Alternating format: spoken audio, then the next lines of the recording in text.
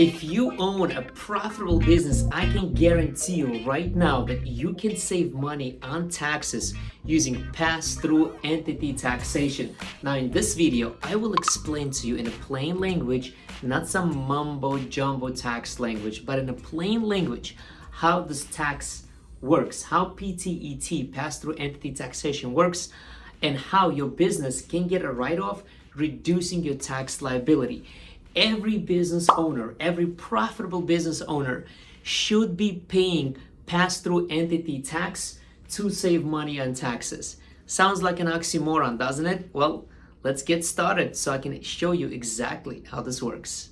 Hey, welcome to my whiteboard tax strategy. My name is Boris Musheyev. I'm a CPA and a tax strategist. Every Tuesday, I release a tax strategy video for business owners like yourselves to help you save money on taxes. So please go ahead and hit the subscribe button, the bell notification button. Please like this video if you really like it, share it, and check out the description below for more resources that I've put together for business owners just like yourself. Now, let's get to my whiteboard for more tax strategy.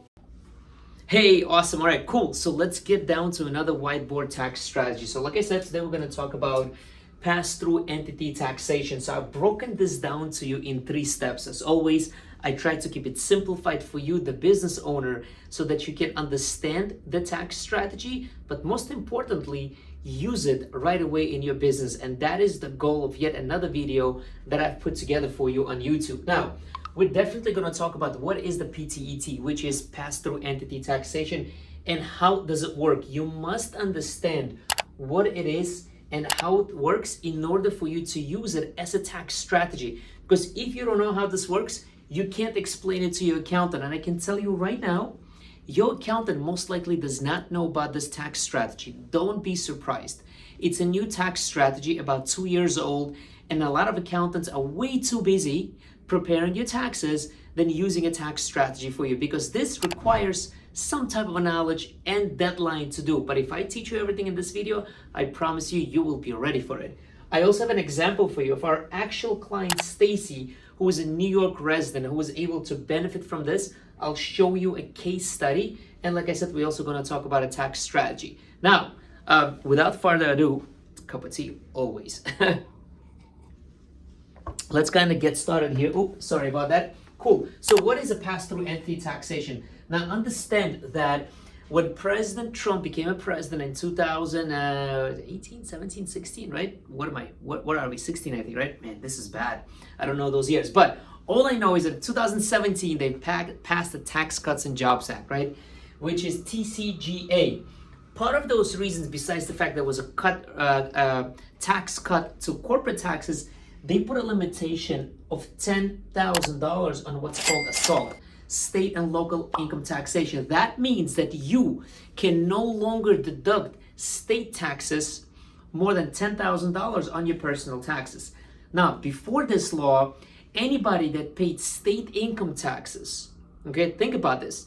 Anybody that paid state income taxes, meaning say taxes on your income in your state, or property taxes, you were able to deduct all of it on your Schedule E when you're, Schedule A when you are itemizing, okay?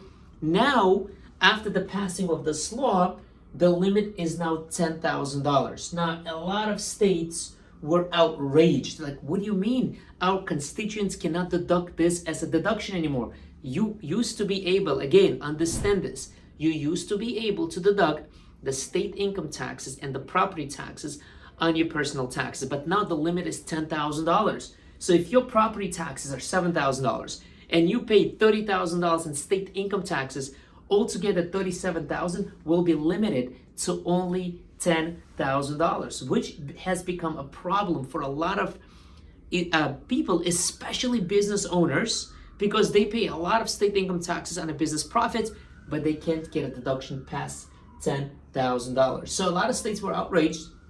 And then they came up with what's called a PTET, pass-through entity taxation. Now, some states already had this pass-through entity taxation in place before, such as Connecticut, and it was mandatory, but most states didn't. What that means is that states said, hey, Joe, from now on, you have an option. It's a voluntary tax, an option to pay taxes on your pass-through income.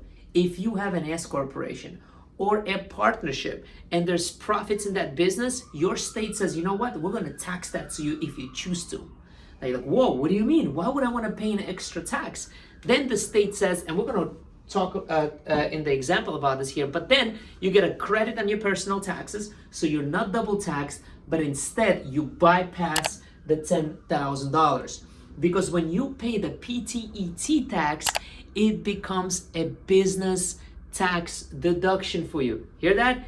It becomes a business tax deduction. It is no longer subject to the $10,000 limit, and that gives you, a business owner, an opportunity to take additional write-off. Unfortunately, not a lot of accountants talk about this tax strategy because they don't really know intricacies of how it works. They don't want to deal with it. It's a state tax. There's a separate paperwork that needs to be filed, and they don't want to deal with it. But the truth is, it's actually pretty simple to follow, and it gives you, the business owner, a lot to write off. Remember, I always say, if you are working with a tax preparer, you do not have a tax planner, I can guarantee you, you are overpaying in taxes. Now, that is really how the PTET works. It's a pass-through entity taxation. It is because of the Tax Cuts and Jobs Act that this was passed. Now, that is what is PTET. Let's talk about how it works in a little bit more detail, okay? Like I said, it's a voluntary tax. Pass-through entity taxation is a voluntary tax. That means you get to choose whether you want to pay it or whether you don't want to pay it. Now, if you do decide to take this strategy, and by the way, every profitable business owner should be using this tax strategy hands down, okay? If you do decide to take it, most states say that you must make an election. You have to opt in to elect this tax. It's a voluntary tax, and the state says, hey, it's a voluntary tax, you need to file an election. Now, some states require a separate election, such as New York State. I'm a New York State resident, so I know that. Some states just, you have to make an election with the filing of your taxes and just check off the box. You see how simple it is? Your tax preparer is not telling you this because they just don't know about it. Now, I'll give you some examples, by the way, of some states. California due date is June 15th. So right now I'm shooting this video in 2023. I think we're in the month of May or April, right? May. Well, I'm shooting it in April. We'll be posting it in May, but we are in 2023. That means you have until June 15th, if you're a California resident, to make this election, to take advantage of this tax strategy for this tax year, okay? For 2023. If you're past this date, you lost it for 2023. New York is March 15th, for example. So anybody in New York that did not make an election for 2023 up until March 15th lost this election, lost this tax strategy. It's an annual election, so you can make an election next year for 2024. Michigan is also June 15th, and Massachusetts is, Michigan is March 15th, and Massachusetts is April 15th. Now again, most states participate. Some states don't even have a deadline to elect. Some states do. I just gave you the states from the top of my head as I was putting this together, because we've got clients in about 28 states by now. I believe it's 28 or 29. So we have these, we have all the states jot down. But really, let's talk about Stacy, okay? Now, Stacy is our client. By the way, I've completely forgot. We need to take a 5-second break. We'll be right back. Hey, Boris Musheyev here. Sorry for the quick interruption. 5 seconds, I promise. I want to make sure you get your free PDF, 7 write-offs every S corporation business owner must know. The link to this free PDF is in the description below. That's it. Thank you so much. Continue watching. Hey, okay, cool. Sorry about that break. We needed to make it happen, but let's talk about Stacy. Stacy is a New York State resident. She is our client and she has a business, okay? Now, she had a net profit of $315,000 in her business. What happened is that the PTET rate in New York State, the pass-through entity taxation rate, is 6%. That means she elected to pay that tax of 6%. So she paid 6% of PTET tax of $18,900. So she paid an extra tax of $19,000. Now here's the thing. Because she paid a $19,000 business tax, she got a credit for the same tax in her personal income taxes. So really, she's not ending up paying an extra tax. Every state gives you a credit. Some states actually give you a credit of only up to 90%, but it's still worth it. Okay, so again, she paid the business tax, the PTET tax of $18,900, and she got a credit back, that money back on the personal taxes. So no double taxation, washy wash. Here's where the benefit comes in. Now, because she paid $18,900 a business tax, she was not limited to the $10,000 that we spoke about, okay? She was not limited to it. So now she got an extra $19,000 deduction. She's in a 36% between federal and state. That saved her an estimate of $6,800 on her taxes. Simple. All she did was make an election. Well, to be honest with you, she did not make an election. My team, because she's our tax advisory client, made an election for her. Okay, so we do this for our clients, and we make sure that our clients do not overpay in taxes. Why? Because you need tax advisory. Ladies and gentlemen, if you speak to your accountant only once a year or twice a year, that is a big problem. In order for you to save money as a profitable business, you need to have a tax advisor, somebody that meets with you either on a monthly or at least quarterly basis to talk about your tax situation, give you an update on your tax law so that we can reduce down